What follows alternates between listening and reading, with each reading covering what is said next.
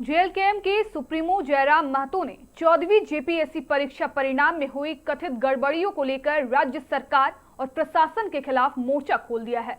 नमस्कार, आप देख रहे हैं मिरर मीडिया। मैं हूं आपके साथ चंद्रा सिंह। राज्य भवन पहुंचकर राज्यपाल संतोष कुमार गंगवार से मुलाकात करने के बाद मीडिया से मुखातिब होते हुए जयराम महतो ने स्पष्ट शब्दों में कहा कि जेपीएससी रिजल्ट में बड़े पैमाने पर धांधली हुई है और इसकी निष्पक्ष जांच होना बेहद जरूरी है।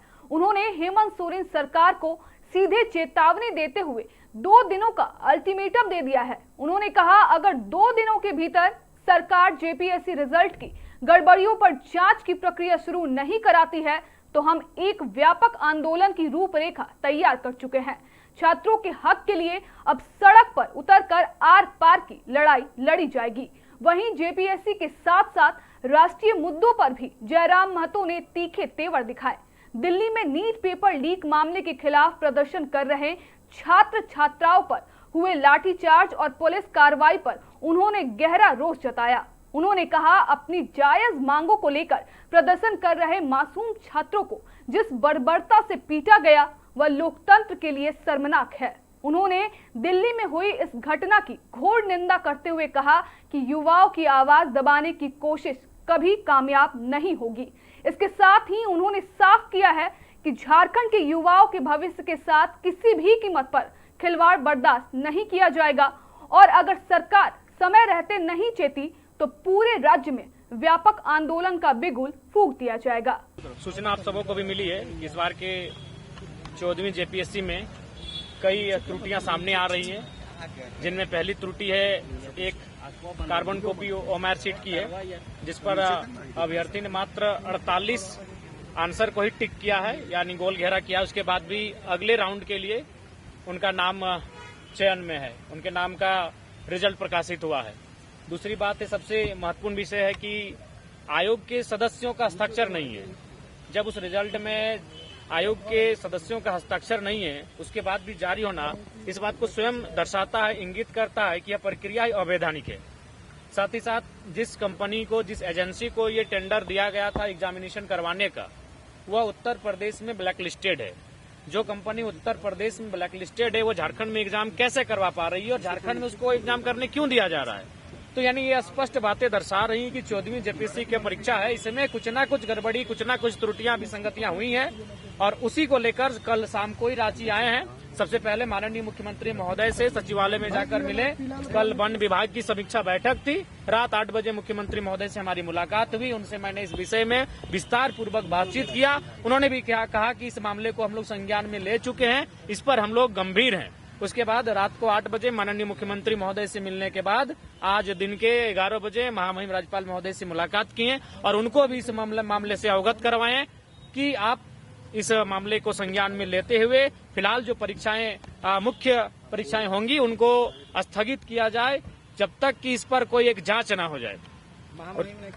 महामहिम ने कहा कि इस विषय को हम लोग भी अखबार के माध्यम से जानकारी में ले लिए हैं और हम लोग भी रुचि रखे हैं। वास्तविक बात है कि इस बार जेपीएससी की जो परीक्षा है उसमें गड़बड़ियां हुई हैं और उन्होंने भी इस बात को दर्शाया कि जब आयोग के सदस्यों ने स्वयं हस्ताक्षर नहीं किया है, वो स्वयं मुख्यमंत्री को चिट्ठी लिख रहे हैं कि इसमें वो गड़बड़ी की आशंका जता रहे हैं, तो इस बात से इनकार नहीं किया जा सकता कि गड़बड़ी नहीं हुई है। कल दिल्ली में बिल्कुल जेपीएससी की परीक्षा, जेएसएससी की परीक्षा इस राज्य में लगातार मजाक का पात्र बनती जा रही है।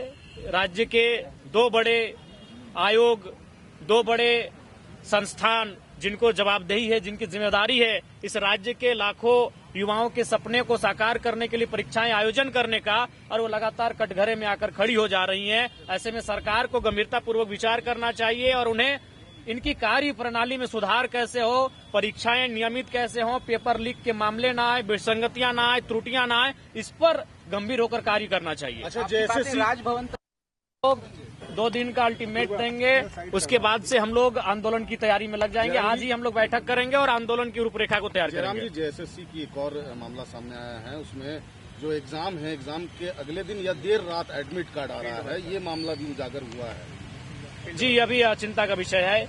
इस प्रकार के मामले, कई मामले आए हैं जो स्पष्ट बता रहे कि इस बार के परीक्षा में निसंदेह कोई न कोई समस्याएं हुई हैं, गड़बड़ियां हुई हैं और उसको लेकर हम लोग मुख्यमंत्री राज्यपाल महोदय से भी मिले हैं और आगे हम लोग आंदोलन की तैयारी भी करेंगे। तिथि तय की हमारा तो अपना रणनीति रहेगा, लेकिन उसके बाद भी उसका नैतिक समर्थन रहेगा, क्योंकि जो छात्रों की आवाज उठाए, जो छात्रों की बात करे, चाहे वो कोई भी राजनीतिक दल हो, उसका हम लोग नैतिक समर्थन करते हैं। जी, आप जंतर मंतर गए थे। जी जी। और दिल्ली में आपने जिस तरीके से छात्रों की आवाज को आपने जी बिल्कुल, उस लाठीचार्ज की सबसे पहले तो मैं निंदा करता हूं, भर्त्सना करता हूं कि लोकतांत्रिक भारत में जो युवा भारत के भविष्य हैं, जो बच्चे कल को जाकर इस देश को संभालेंगे, देश को संवारेंगे, उनके साथ लाठीचार्ज की ये घटना बहुत ही निंदा का विषय है। उनकी सिंपल सी मांग है कि आप आकर बातचीत करिए, आप संवाद करिए, और अगर उस संवाद के बाद तथ्यों के आलोक में, तर्कों के बाद अगर शिक्षा विभाग, अगर विभाग दोषी पाया जाता है, जो कि अनुमान है कि पाया ही जाएगा, तो विभागीय मंत्री को इस्तीफा देना चाहिए। उन्होंने माननीय प्रधानमंत्री को पद से हटाने के लिए तो नहीं कहा है कि प्रधानमंत्री की गद्दी आप छोड़ दें, लेकिन उनकी नैतिकता होनी चाहिए। एक लोकतांत्रिक भारत है, और आप कहते हैं कि हम देश को श्रेष्ठ बनाएंगे, तो श्रेष्ठ भारत तभी बनेगा जब छात्रों की आवाज सुनी जाएगी, किसानों की आवाज सुनी जाएगी। उनके पास इतना समय है कि वो 7 समंदर पार चले गए मेलोडी की टोफी लेकर, लेकिन उनके पास इतना समय नहीं है कि उनके संसद भवन से, उन प्रधानमंत्री आवास से 7 मिनट की दूरी पर एक जूस का बोतल लेकर चले जाते, एक जूस की गिलास लेकर चले जाते। तो अब ये दर्शा रहे हैं कि आप कितना गंभीर है राज्य को लेकर, कितना गंभीर है इस देश को लेकर। बीजेपी कल जेपीएससी को साथ साथ उनको नीट को लेकर भी प्रोटेस्ट करना चाहिए। भारतीय जनता पार्टी को मैं कहना चाहूंगा कि जेपीएससी के साथ साथ उन्हें नीट की परीक्षा को लेकर भी प्रोटेस्ट करना चाहिए। अपनी ही सरकार के खिलाफ बात करने से आप गुनहगार नहीं हो जाएंगे, लोकतांत्रिक, बल्कि लोकतंत्र का एक सुंदर संदेश जाएगा कि स्वयं झारखंड की इकाई ने प्रधानमंत्री को कहा कि आप नीट में जो गड़बड़ी है उस पर जाकर संवाद करें। ये बड़ा बढ़िया सुंदर संदेश जाएगा। जयराम जी, 5 दिन बाद जेपीएससी मेंस की में आप लोग देर नहीं कर दिए? देखिए, बिल्कुल हम लोग शुरू में ही आए थे जब मामला सुने, देवेंद्र जी के नेतृत्व में रांची में कार्यक्रम भी हुआ, और इसीलिए ये चाहते हैं कि आंदोलन ना हो, ये चाहते हैं कि गड़बड़ियों पे पर्दा दिया जाए, उसको पर्दे में रखा जाए। इसीलिए मात्र 15 दिनों में मुख्य परीक्षा का आयोजन किया जा रहा है, जबकि कम से कम उन्हें तैयारी करने के लिए 45 दिन का समय मिलना चाहिए। इससे पहले जो परिपाटी रही है, परंपरा रही है कि प्रारंभिक परीक्षा के बाद जब मुख्य परीक्षा की तिथि का तय होता है तो कम से कम 45 दिनों का उनको समय दिया जाता है, लेकिन 45 दिनों का समय उनको दिया भी, अभ्यर्थियों को भी नहीं दिया गया है। आनंद फान में परीक्षाएं आयोजित करके ये चाहते हैं कि इसको मतलब रास्ते से हटा दिया जाए विवाद को। बिल्कुल सही बात है।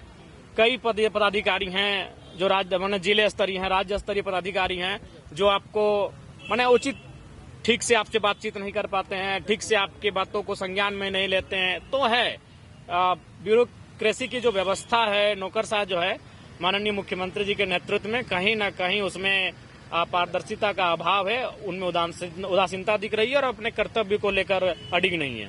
फिलहाल के लिए इतना ही। बाकी तमाम खबरों के लिए बने रहे मिरर मीडिया के साथ।